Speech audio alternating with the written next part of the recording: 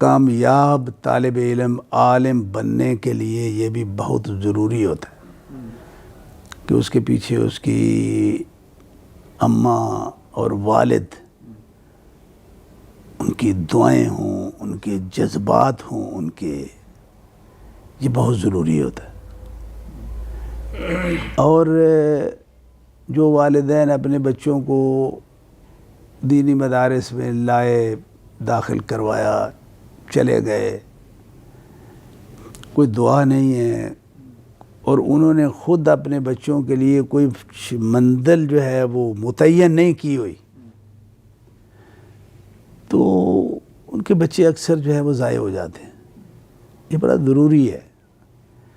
تو یہ تو ایک میں پیغام دے رہا ہوں والدین کو،